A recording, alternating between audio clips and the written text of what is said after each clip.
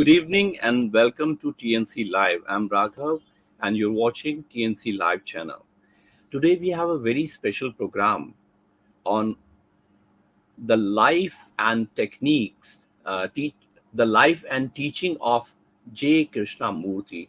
And we have a very special guest with us, Professor P. Krishna. Welcome, sir, to our program. Thank you. If we talk about Professor P. Krishna, he was born in Chennai in 1938, but brought up in Indore, where his parents were educationists. After completing his BSc in 1957 from Holkar College, Indore, he joined the Delhi University and did his MSc in physics in 1959. That very year, he come to Varanasi as a research scholar at the Banaras Hindu University, where he completed his PhD in field of X-ray crystallography.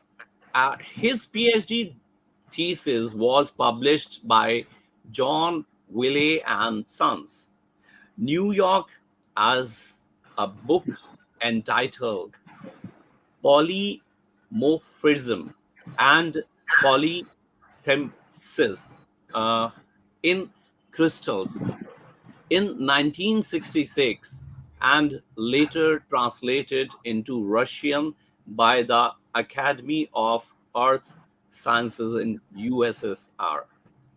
Thereafter, he was appointed on the faculty of physics department and worked as a professor till 1986. He was published two books and over 70 research papers in international journals. He has also been chairman of the Commission of Crystallographic teaching of the International Union Crystallography. He was elected fellow of the Indian Academy of Sciences, Bangalore, as well as Indian National Science Academy, New Delhi, in recognition of his research and contribution. He has conducted postdoctorate researches and the University of Cambridge, the University of Wisconsin, then the Cambridge Research Labs in Boston, the University of Bristol in England, and the Max Planck of Wisconsin.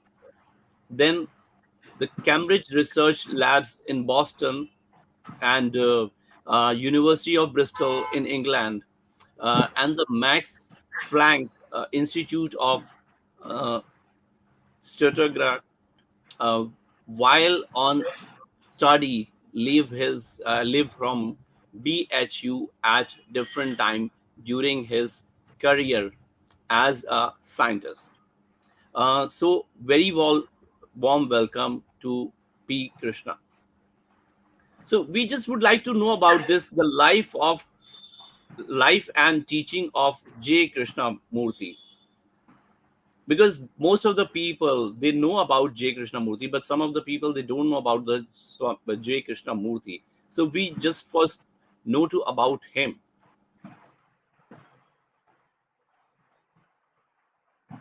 Shall I go ahead? Yes, you can go ahead. The purpose of this talk is to introduce to you both the persona of J. Krishnamurti and his teachings in the short time of about 45 minutes. So what I will be saying would be a short summary of the teachings as I understand them, and his biography which in detail is given in the book by Mary Lutyens entitled The Life and Death of J. Krishnamurti. For his teachings, you can go directly to his videos on YouTube. The foundation has a separate channel for Krishnamurti. Or you can read one of the 70 or 80 books that have been published in his name. I would suggest for those who have not read him, a small book called Freedom from the Known. It is also there in Hindi, ज्ञात से मुक्ति. दूसरी किताब जो शुरुआती है उसको पढ़ना जरूरी है, वो है first and last freedom, which is in Hindi प्रथम और अंतिम मुक्ति. From there you will get the authentic version in detail about his teaching. But today in this talk, I will introduce you to the man and his teaching briefly. Many regard Krishnamurti as the Socrates of the 20th century because he questioned everything about our life and pointed out all the illusions with which we live and the need to free our mind of those illusions through what he called self-knowledge. He was born in 1895 in a small town called Madanapalli, which was at that time part of Madras state, because Andhra got created only after independence. At that time, the whole country was under British rule. And his father was a revenue official in the British government, located at Madanapalli, which is in Chittoor district of Andhra Pradesh now.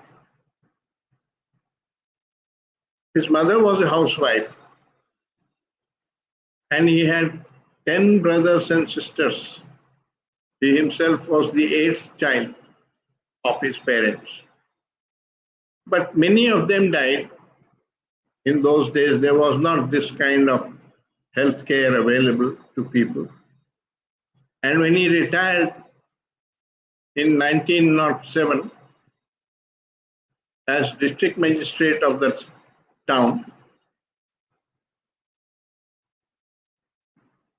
he was in dire circumstances because his wife had already passed away and there was nobody to look after all his children. So his sister came and joined him and helped him to look after the children.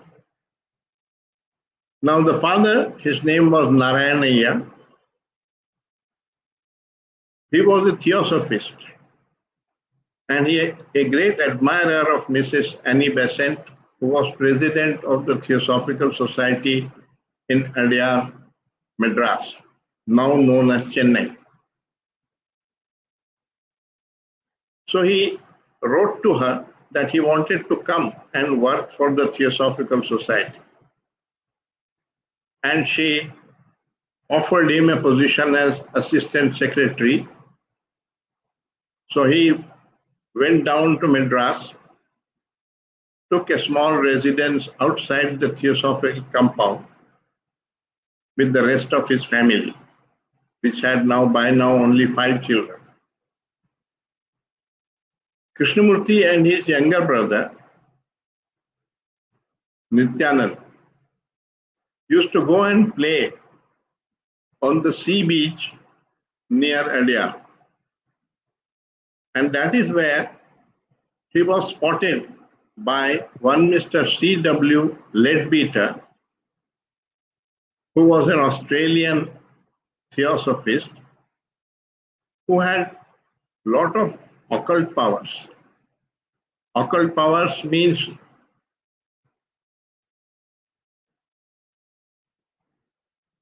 in Hindi, Divya Drashti, which is beyond the normal senses.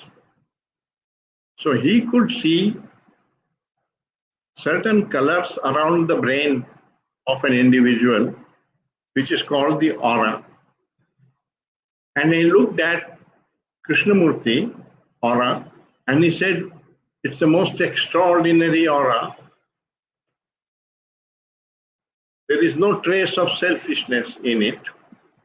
And this child is going to be a great world teacher. So he informed Mrs. Besant, who had already predicted that the Maitreya consciousness, which had inhabited the body of the Buddha 2,500 years ago, and then Jesus Christ 2,000 years ago, is wanting to manifest again on earth through a human body.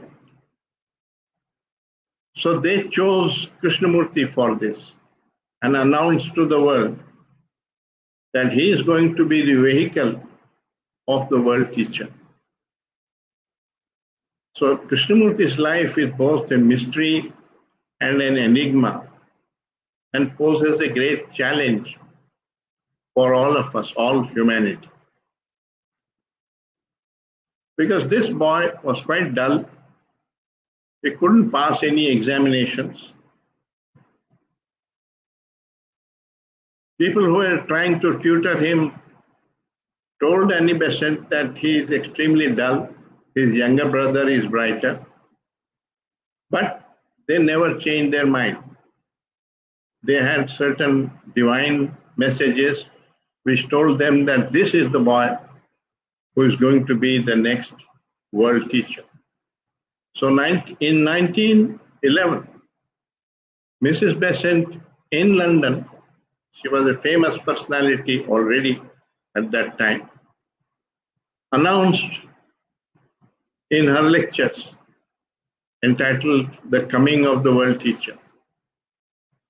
And she created a new organization called Order of the Star of the East and said those who believe in the coming of the world teacher can join this and prepare themselves, become ready for receiving the world teacher when he manifests in the body of this boy. And gradually the membership grew, not only from the Theosophical Society, but from all over the world. And by 1929, it had more than 30,000 members all over the world.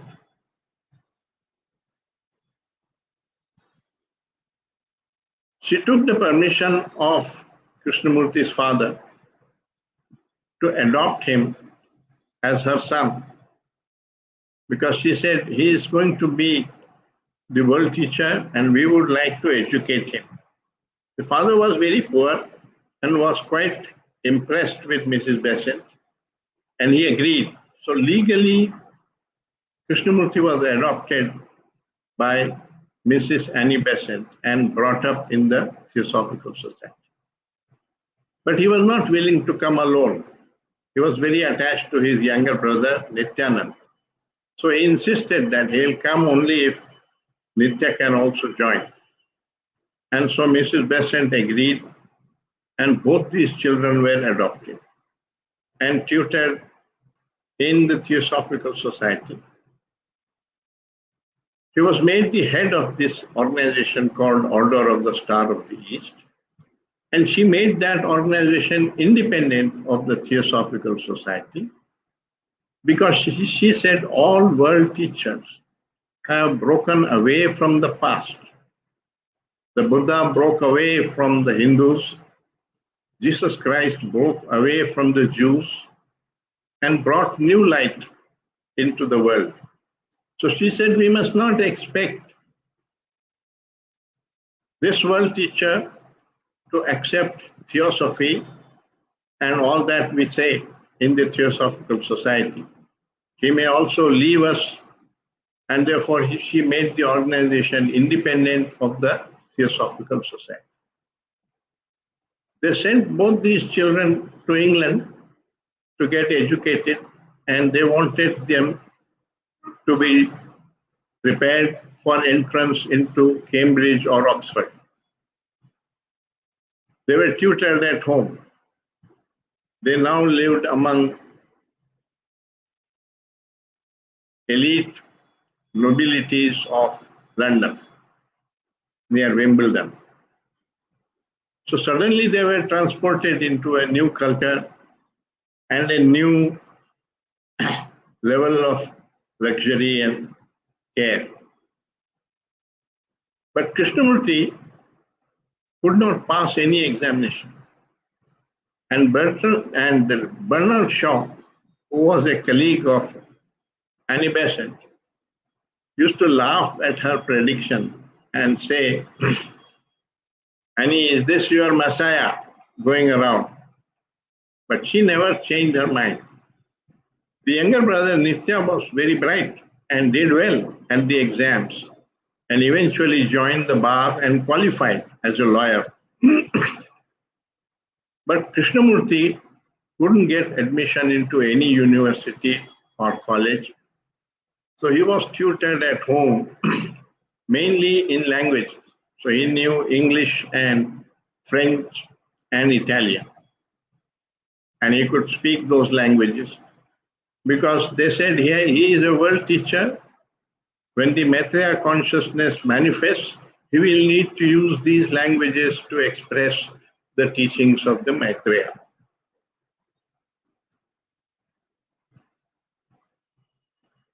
It's a great mystery that that boy who was considered by educationists to be dull, with a vacant mind, would eventually become the world teacher and talk and give out the teaching all over the world, a teaching which is now contained in more than 80 books.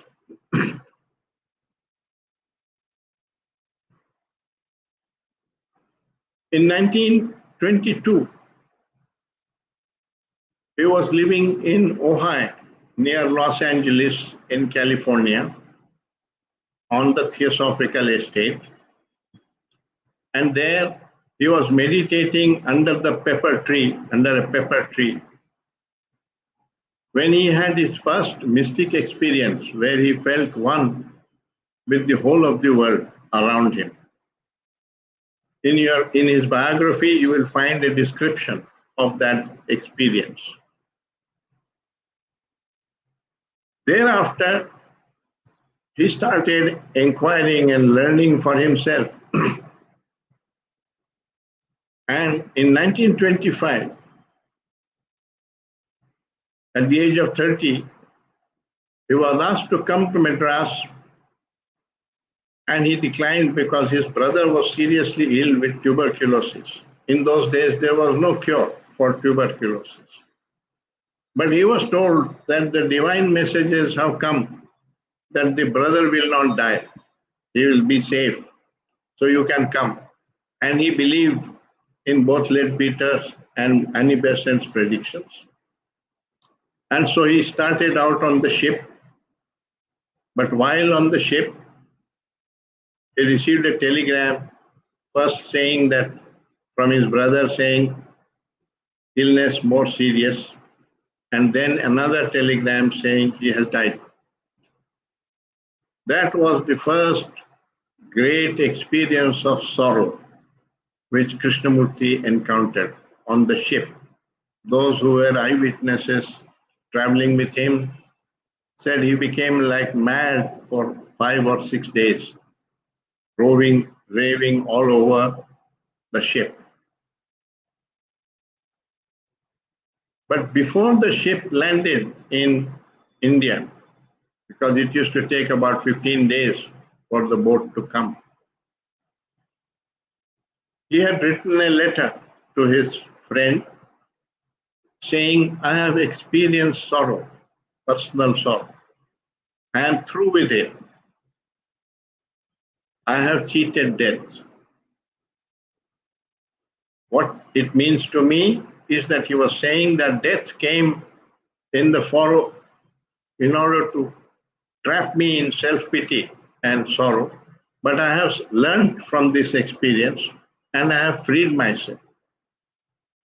Thereafter, he went on questioning all this, what the theosophists were saying, because the theosophists believed in gradual evolution, one initiation at a time, spiritual initiations, and eventually freedom from the self, which is mukti. And they were all trying to come in contact with or follow the messages of these divine beings as communicated to them by Mr. Leadbeater and Mrs. Annie Besant. Mrs. Annie Besant gave up these powers because she wanted to work for the independence of India.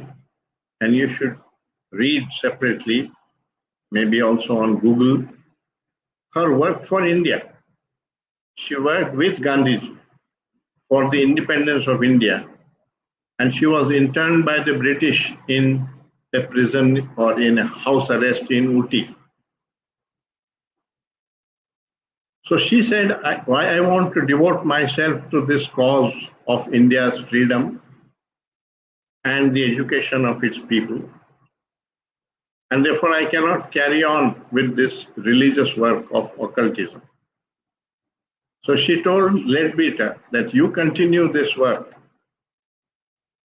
And by that time, they had already published a small book called Occult Chemistry, where they said they put a mineral in front of them on the table, and they said, we make ourselves mentally smaller than the smallest particle in this material. And what we are writing are our observations of the atoms inside. And they described all this. The scientists laughed at it because it didn't agree with their predictions.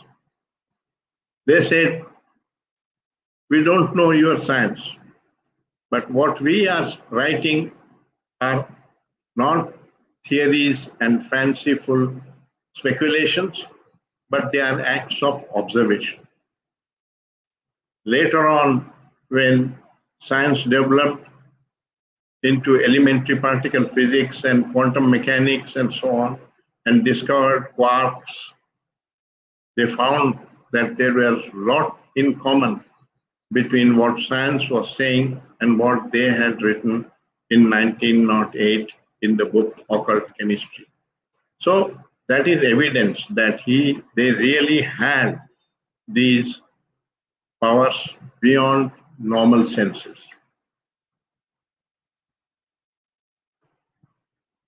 So they completely believed in the messages that they received.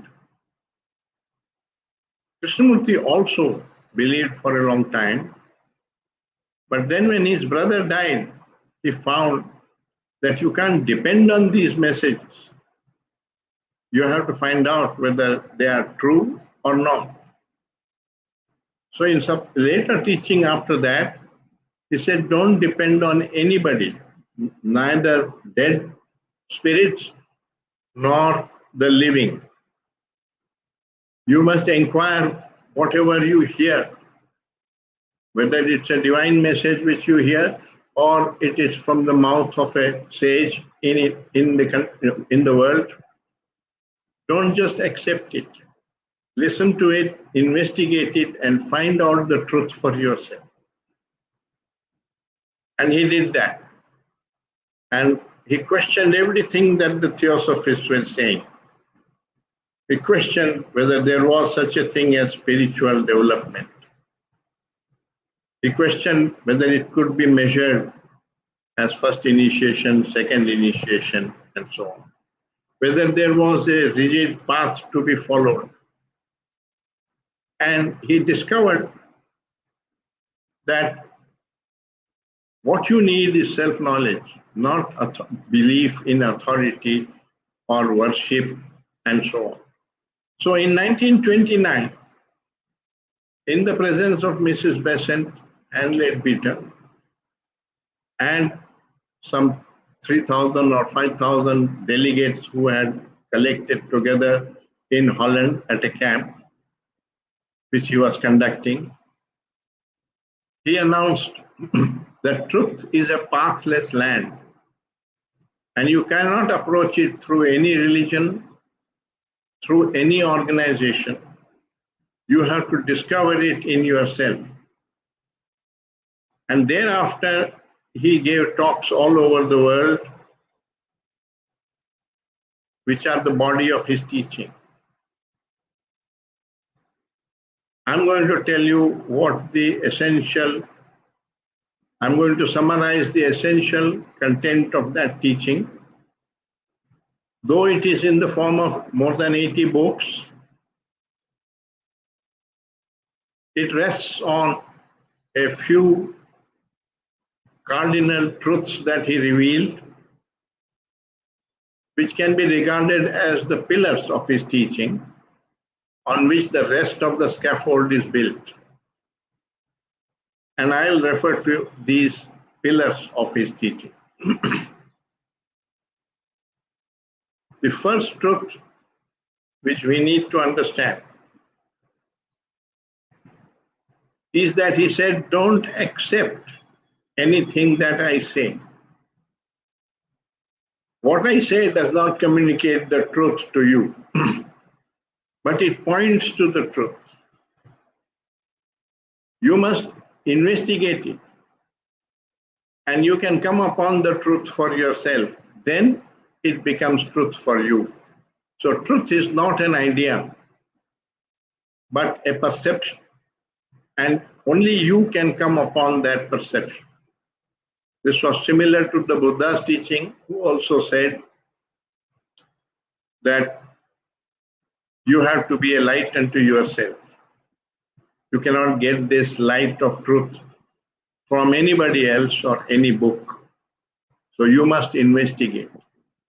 And that investigation is called self-knowledge, because it's not knowledge which you get from a book or from another teacher, but it is what you understand of life and of your consciousness through your own explorations and your own perception in your consciousness in daily life. So that's the essence of his teaching. He did that himself, and he came upon several truths. The first truth I want to discuss with you or point out is that all social problems that we have throughout the world are their origin in the psyche of man. They may appear to be problems that are created by outer circumstances. There may be an external cause, but much greater than that is the cause within the consciousness of man. And it is from there that this problem arises. So he said, the global problem, the world problem, is not separate from the individual problem. They both originate from the same source, which lies in the consciousness of man. So it's important for us to understand that source and to free ourselves from this causation in the psyche. Otherwise, there can be no real fundamental transformation in society, because society is the way it is, because we are the way we are. And unless we change, society cannot change in any fundamental way. So let's take an example. In spite of all the intelligence and knowledge that we have acquired,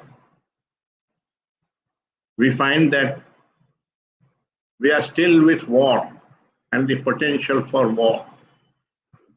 This has always been there for the last 3,000 years of history, as far as we know. Human beings have always been divided from other human beings on the basis of nationality, on the basis of religion, on the basis of caste, on the basis of ideology, communist versus capitalist, and so on. And all these divisions have created the problem of war. And that is the greatest insecurity under which we are constantly functioning. And all our knowledge has only made this war more dangerous. Because at the time of the Mahabharata, they could only kill with bows and arrows and spears. That was maybe 3,000 years ago. But today you can decimate a whole country with one single nuclear bomb. And so war has become far more dangerous. And it doesn't affect only the soldiers and the armed forces, but it affects the general population. It kills men, women, children who are innocent, who have nothing to do with the war. So he pointed out that knowledge without wisdom is misused and becomes destructive. And therefore, you must work for creating wisdom through self-knowledge. He said self-knowledge is the key to wisdom. These were his words. And unless you change, your relationships will not change, and millions of such relationships are what constitute society. For instance, in India, there is casteism. A child grows up in India, his mind gets infected with casteism. Now, casteism is not a fact. Somebody started this casteism. It's there in Manusmriti and so on, 3,000 years ago. But the child grows up seeing it in operation in society. His mind gets conditioned to believe in that. And therefore, he functions under that belief, and that maintains it in society. So he said there is an intimate connection between the state of our consciousness and the state of our society, because there is violence in us all individually. Therefore, there is violence in our relationships, and therefore also in society. And all this violence and groupism and division is because we identify ourselves with a fragment, which may be either one nation, or it can be one religion, or one ideology, one belief, which separates us from others who are identical to us because they share the same kind of body and the same consciousness. But because they grow up in a different country and in a different family, their brain is conditioned differently, and they are not aware that that conditioning is just the accident of birth. It is not the truth. Therefore, the mind is caught up in illusions, and it cannot learn until it frees itself from this conditioning. So he said, learning begins with freedom from conditioning. Before that, you don't really learn what is true and what is false, because your own conditioning colors everything that you perceive, and you become incapable of perceiving the truth. And this has nothing to do with which religion you belong to, or which particular group you are in. Every individual has this problem, and every individual needs to free himself. So he said this inquiry into what is true and what is false is the real religious mind. The religious mind is a learning mind, not just learning as knowledge, which is addition to your memory and skills, but learning what is true and what is false, and perceiving that for yourself so that the false ends, the illusion ends. And he said, the disorder in consciousness in the form of all the negative emotions our consciousness is prone to arise from illusions. That is why it can be ended through this quest for truth, which is the self-knowledge. Long ago, 2000 years ago, Socrates had said the same thing in Greece. He had said, an unexamined life is not worth living. He had also pointed out that there is only one virtue, and that is order in consciousness. These are the words of Socrates. But Krishnamurti was explaining the same thing without perhaps having read Socrates, because he was not speaking from his readings. He was not a scholar. He never went to university. But he explored in his own life, and he said, I speak only what I have seen for myself. I don't speak from knowledge acquired from books or from others. So that's what it means. Truth is a pathless land. Each individual has to engage in this inquiry, this learning, and therefore he wanted to change education, bring this inquiry into education, because every human being needs to free himself from this ego process in which one is trapped. Now, the second truth that I wish to point out is that he said, the Guru cannot give you the truth. He can point to it. He can give you a question, but you have to explore that question yourself in your own life in order to come upon the truth, because truth is not an idea. An idea can be communicated. A perception cannot be communicated. You have to come upon that perception for yourself. Way back in the 13th century in Japan, there was a sage philosopher called Basho who said a similar thing. He said, don't follow the wise man.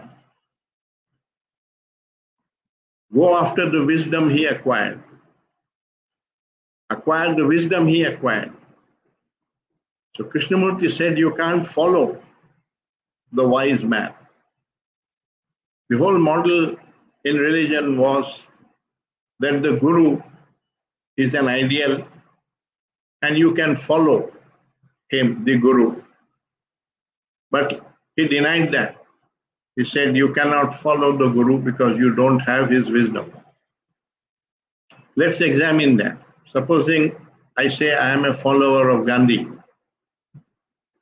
Well, I can drink goat's milk. I can decide to sleep like that, like him, dress like him. But those were not the great things about Gandhi. What was great about Gandhi was that he had no hatred for his enemies. How will you get rid of hatred from your heart? And so long as you don't get rid of hatred from your heart, what does it mean I'm the follower of Gandhi or Jesus Christ? They didn't have any hatred. So it's not a question of just acquiring the ideas of the Buddha or of Jesus or of Krishnamurti, but of investigating and coming upon the truth for ourselves, which means you have to rediscover the truth which the Buddha discovered or which Jesus Christ discovered. Otherwise, it does not act on your consciousness. The knowledge does not act on your consciousness. So that was a great truth he pointed out, that the intellectual understanding is not the realization of the truth. Intellectual understanding every philosophy professor has, but he is not Buddha. The professor of Buddhist philosophy is not Buddha. Of Gandhian philosophy is not Gandhi. The great thing about the Buddha was not that he gave those talks and sermons which he gave, but that he transformed his consciousness. He freed himself from anger, from jealousy, from sorrow and fear, and so on. So it is a transformation of consciousness. So he said we must work for the transformation of consciousness and not simply the acquisition of knowledge. And that requires this whole process of self-knowledge. And that enhances your wisdom, and the wisdom brings about the real change. But we think that we can use our willpower to suppress our anger or our jealousy or our greed and decide to live without greed and without anger. And he said, no, that only divides you from yourself. There is one part of you which produces the anger and the violence, and there is another part which says you should not be like that. And so there is constant fight going on within yourself, and that's not a religious life. So the ideal that you construct of virtue is fictitious, imaginary. The real fact is the opposite of that. If you are trying to practice non-violence, the fact is that you are violent. If you are trying to be courageous, the fact is that you are fearful. And that fear has a cause within your consciousness. That violence has a cause within your consciousness. And so long as the cause is not eliminated, the effect will appear again. And therefore, merely controlling your consciousness and your emotions does not lead to virtue. So that brings us to the next big truth that he revealed. He said, virtue cannot be practiced. You cannot formulate what virtue is and then practice it. Virtue is a state of being, a state of consciousness. And you cannot decide to come upon it. But it's a byproduct of understanding. And that understanding comes when you engage in self-knowledge. When you question everything and find out for yourself what is true and what is false. Then the false ends. And the disorder which the false was creating ends with. So that became an important part of his teaching. When Gandhi was murdered, Krishnamurti was giving talks in Bombay, and you can read that in detail this question and answer because it's there in the books. I'm just giving you a summary. Somebody asked him, sir, who was responsible for the murder of Gandhi? And he has given a long reply, but I'll summarize it. He said, each one of you who is divided from his fellow man on the basis of religion, on the basis of caste, on the basis of nationality, is responsible for that murder. But society considers that only Godse was responsible, not all of us. Inquire into that little deeper. Was Godse born a murderer? No. No child is born a murderer. He grew up in this society and he was infected and conditioned by everything going on in this society. And in this society, there is casteism, there is religious division, there is violence.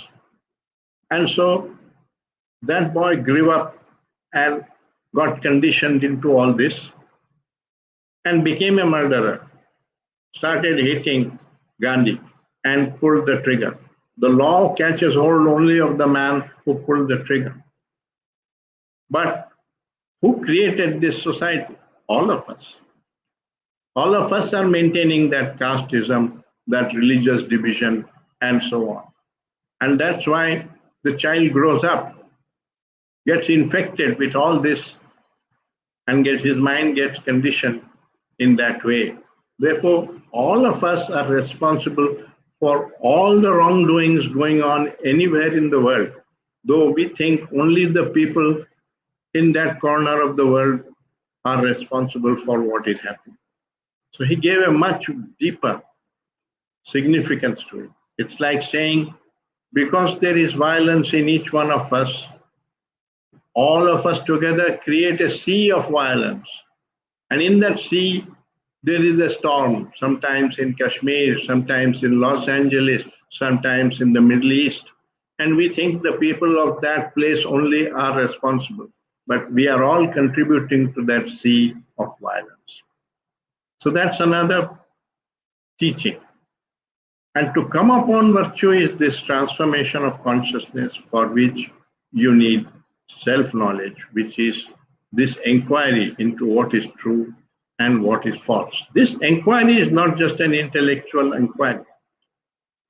So that brings me to the next, that how should we grow in wisdom? We all know how to grow in knowledge. We have been to school, college, university. How does a human being grow in wisdom? Because without wisdom, knowledge, which gives power, becomes destructive. The knowledgeable people dominate over the others. And violence comes from that. Domination comes from that. So how does one grow in wisdom? And he said, become a student of yourself. Watch yourself. You cannot change yourself, but you can learn about yourself by watching. So his method is very similar to the scientific method. In science also, they said, don't accept what you see, but find out the cause of it. And he was saying the same thing about our consciousness. He said, observe, why, from where does this anger or violence or hatred arise? And you will learn about yourself. And it is that learning, that understanding, which brings about change, not your effort to change yourself. That does not. So that's another part of his teaching, that the learning comes through passive awareness. Passive awareness means you are a witness consciousness. You are watching what is going on with a mind that is wanting to learn, not a mind that is trying to achieve something or get a result. That becomes an egoistic mind, which has an end in view. So no end in view, just the passion for learning. And if you watch like that, with choiceless awareness, he said, with choiceless awareness, you begin to understand how your consciousness functions. And that learning brings about change without your asking for it. So all real change is a byproduct of learning. That's why this learning is the true religious mind, not the mind that has belief, that is worshipping and so on. Those are cultural artifacts. So you find that people go to the temple or the church and they do all the rituals and so on, but they continue to be cruel. They continue to practice untouchability and so on. So it doesn't end the illusion in their mind, but temporarily it gives you a feeling of peace. There's nothing wrong with that, but it's not bringing virtue into consciousness. So virtue is a byproduct of this deeper understanding. And he pointed out that what you call love is not really love. It's desire, it's attachment, it is sexuality, and so on. That's not the love that the Buddha and the Jesus Christ talked about. So you don't know what love is. You can find out. How do you find out? You don't know what love is. You already accepted the definition given by society. And that's not love. That's why it needs a creative perception. It needs yourself to doubt what the society has told you. So he said, what you consider to be religion is not really religion. Find out what real religion means. What you consider to be education is not real education. You are living with all kinds of conceptual things which are not no reality, which is what it means that the mind is trapped in illusion. Not something disappointing, because illusion can be ended, and therefore the disorder in consciousness can be ended. And that's what it means, the transformation of consciousness, is when that illusion has ended and therefore the corresponding disorder in consciousness has ended. If we look at war, it starts from the feeling that we are separate from them. Is that really true? Are two human beings really separate from each other? Both the Buddha and Krishnamurti and other sages have said, the other man is yourself. It's not different from you. It's like two IBM computers are identical when they come out of the factory. But one can be programmed to do accounts and the other can be programmed to do languages. And if they are very attached to their program and proud of it, then they divide themselves. And that's what is happening. That the Muslim is programmed into Muslim religion, the Hindu's mind is programmed into Hindu religion, and they consider that they own that, they identify with it, and that the other man is different. But what is different is just this software in the brain. And that's not the whole of the man. Actually, if you ask a doctor, he'll say, the body is the same. By looking at the body, I can't say whether he is Muslim or Hindu or Christian. And so is the consciousness. Everybody has problems of desire, of attachment, of sorrow, whether you are in China or America or India. So the other man is yourself. Only he had identified himself with a certain program, which was the accident of birth. And we didn't decide where to be born. I was born in a particular family and grew up in a particular environment. So I must examine all that I have received from that environment, not just identify with it, take it as the truth and propagate it. You may be propagating illusion. So it is these illusions that divide us and produce this hatred and war.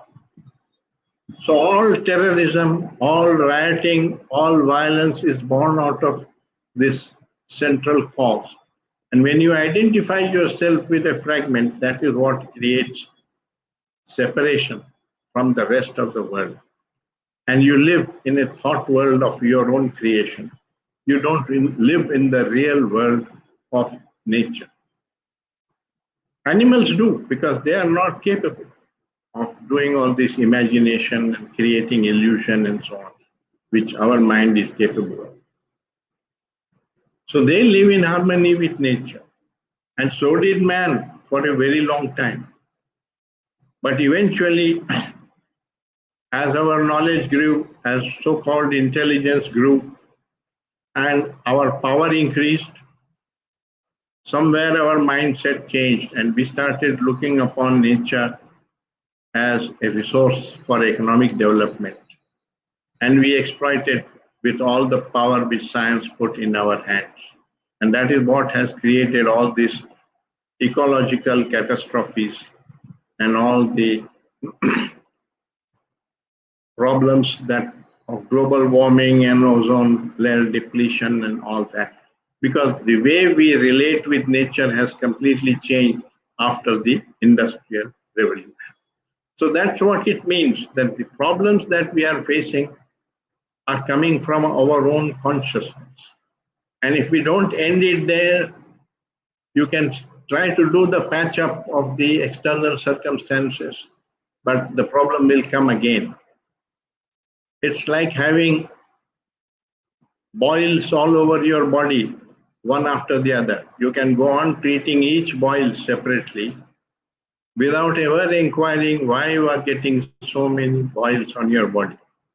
But if you go to a doctor and he diagnoses the underlying disease, then he gives you medicine which eliminates that cause, then you come back to health and the boils disappear all over your body.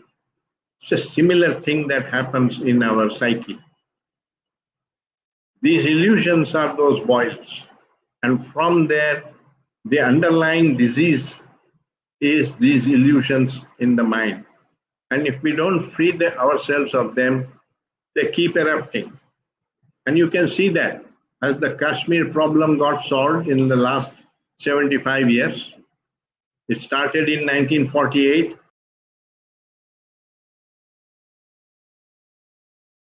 The Arabs and Jews are divided from each other. So the psychological warfare is all the time going on, and we object only to the physical warfare. You must free yourself of the psychological warfare, then you will come upon peace. All other peace is only temporary.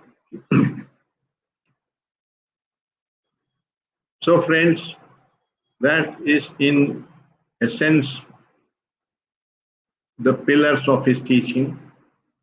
There is a lot scaffolding. You can read the books that I mentioned at the start of this talk.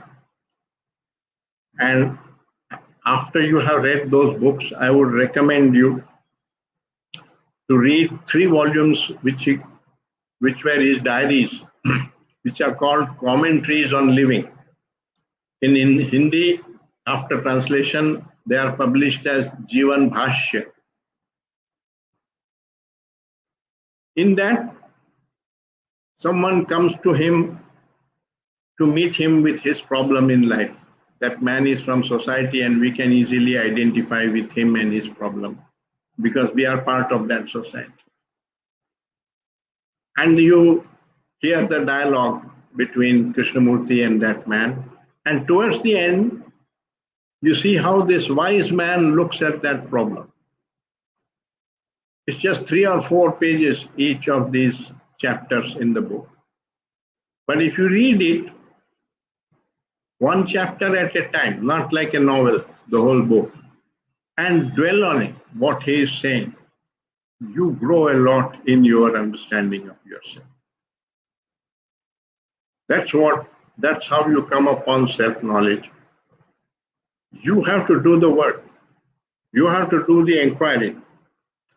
And he said, every time you experience jealousy or anger, it's an opportunity to learn about yourself. Don't suppress it.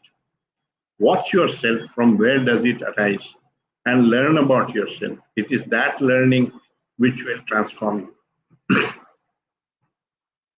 So I'll end it here. Thank you and hope I have been able to interest you into this challenge of Krishnamurti that each one of us is responsible for transforming our own consciousness. Otherwise, if we continue the way we are, you may amass any amount of knowledge, but society will not change. Thank you.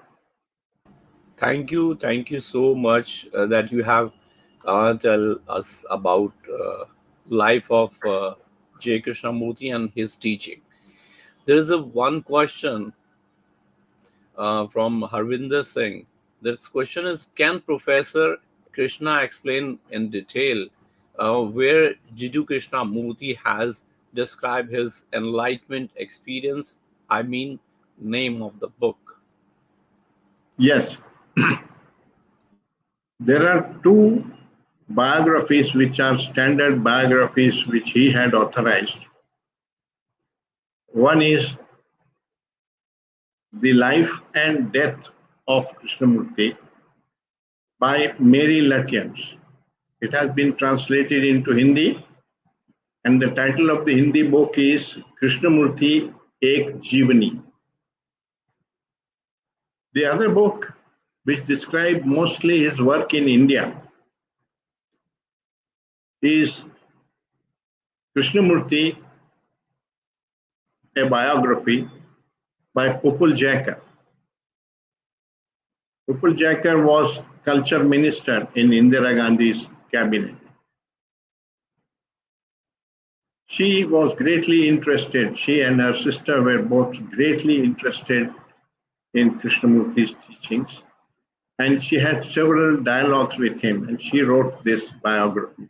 Both biographies describe in detail the experience of 1922, which I referred to. Thank you so much for telling us for those two books. And there is another question from Harvinder Singh. I have another question, that why Jiddu Krishnamurti has not designed any meditation techniques like other mystics, and he advocate only self-investigation. He says that conscious meditation is no meditation. So long as the meditator is present, it is the ego that is operating, only it is operating in a more subtle way. That is, you are practicing some technique in order to achieve an end. And this approach to life of doing something in order to get a reward at the end is the essence of the ego. And therefore, it maintains the ego.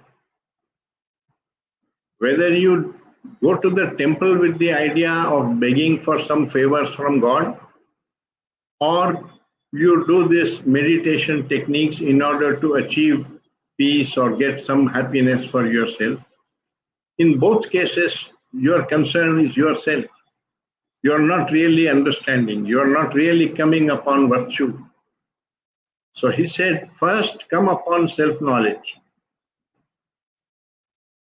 That will transform your consciousness. Produce a mind that is silent.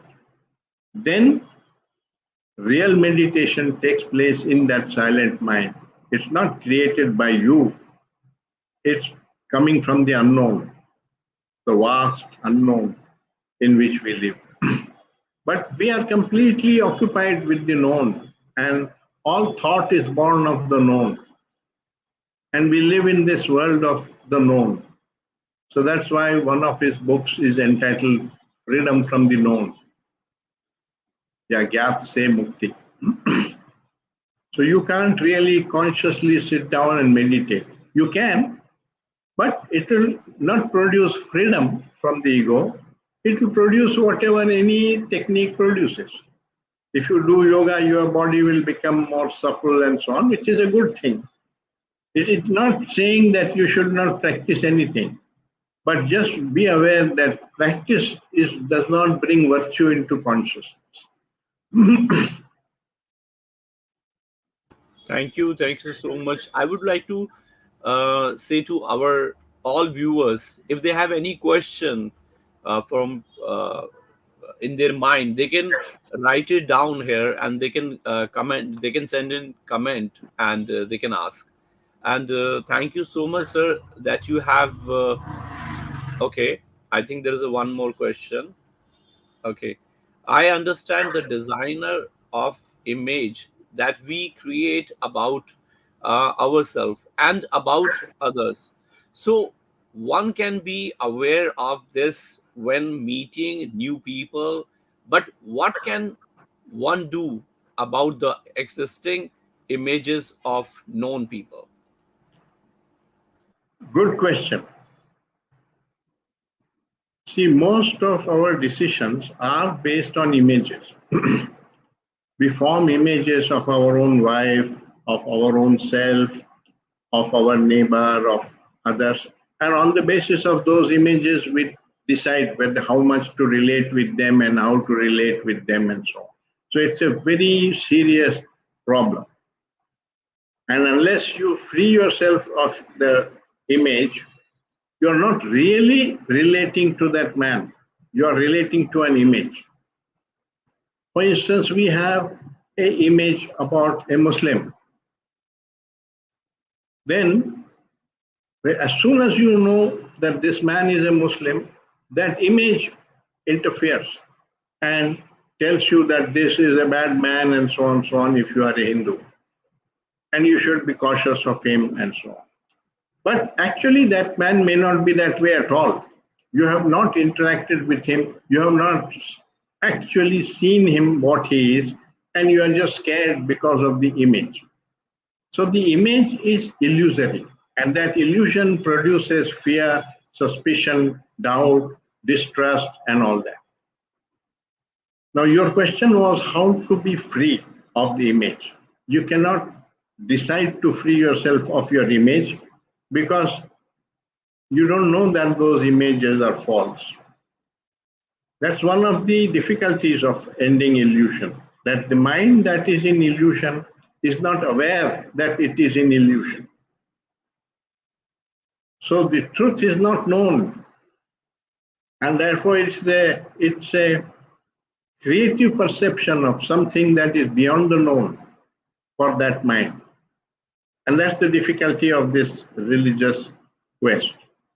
So what he suggests is, when you do find that your mind is becoming suspicious of another person, or you notice this image, don't say it should not be there. Don't judge that. Don't condemn yourself. Just watch what is going on. And you will discover for yourself all the consequences of relating through images. And when you see the danger of it, actually perceive the danger of it, it will stop. For the same reason that you don't court danger. If there is fire, you don't go near it. It doesn't happen that you feel like going near it and you say that my mother told me I should not go, therefore there is a tussle going on within you. No, you know instantly that fire is danger. So when danger is actually perceived, nature has put an intelligence into us which will not allow us to court danger. But you have not seen the danger of images. You think that the images protect you. That's why you hold on to the images. So don't hold on, just watch what is happening with these images, and you will discover the danger of living with images, that it is affecting all your relationships and creating so many problems. When you become aware of that, it will cease, it will stop on its own. But we try to stop it by formulating that one should not have an image, that's an ideal, and you try to practice that ideal. And virtue cannot be practiced. You have to come upon it through deeper understanding of life. So our concern is not with change. I can't change myself, but I can grow in wisdom. And as I grow in wisdom, change happens. अनायास ही होता है आपके अंदर बदलाव. आपकी समझ बढ़ती है तो चेतना के अंदर बदलाव आता है. पर आप चाहते हो कि बगैर समझ बढ़े बदलाव आ जाए, उसके लिए आप जोर लगा रहे हो तो और तकलीफें बढ़ती हैं. A confused mind taking actions produces more confusion.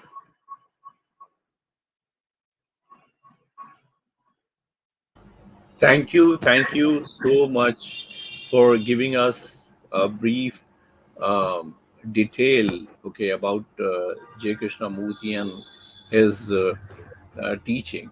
So I think so. I we have, I think, one more question with us. Okay, what is the observer is observed and passive awareness? In what we see, there's a lot of projection from ourselves, our consciousness. See, I'll give you a very crude example. The Hindu looks at a cow and sees a goddess there. The American sees the same cow and sees beef. So the observer is the observed means that what he is observing has a lot of himself in it. And freedom from conditioning means that you don't project anything into your observation. No opinion, no projection from your side. So if you want to see something as it is truly, you must not let your conditioning interfere with your perception. In Buddhism, they say किसी वस्तु को जस का तस देखना, to see it as it is, not its projection, not the image of that, but the actuality of that, the reality of that. So you come upon the reality only when you free your mind of the conditioning. Otherwise, the conditioning is like a colored glass, which is, if you look through colored glass, the whole earth will look colored. But that's not the real earth. It's you are yourself projecting it. तो अपने यहाँ हिंदी में कहावत है ना कि सावन के अंधे को हरा ही हरा दिखाई देता है, तो वैसा है, अपन वो सावन के अंधे हैं, हरा ही हरा दिखाई देता है. That is, the observer is observing himself more. From his description of the cow, I know more about the man than about the cow. So That's thank how I you. understand. You're welcome. Thank you so much. आपने बहुत अच्छे तरीके से जय कृष्णमूर्ति जी के बारे में, सभी चीज़ों के बारे में बताया कि किस प्रकार से उनकी लाइफ कहाँ से किस तरह से शुरू हुई और उन्होंने संसार को किस रूप में देखा. एंड मोस्ट इम्पॉर्टेंटली कि आपने जो उनकी लाइफ की जो उनके विजन थे, स्पेशली एक सेल्फ रिकग्निशन, एक अपने आप को जानना, वो एक सबसे ज़्यादा बड़ा इम्पॉर्टेंट जो पार्ट उन्होंने लाइफ का हमें पढ़ाया. तो मुझे लगता है कि जय कृष्णमूर्ति उनके बारे में समझना और उनके बारे में शायद और भी जानने की बहुत ज़्यादा ज़रूरत है. I तो would हम like अगले to end, Arvind Yes. Raghavji, I want to end with a quote from Krishnamurti, which just came to my mind from what you said. Definitely. There is a book, Education and Significance of Life.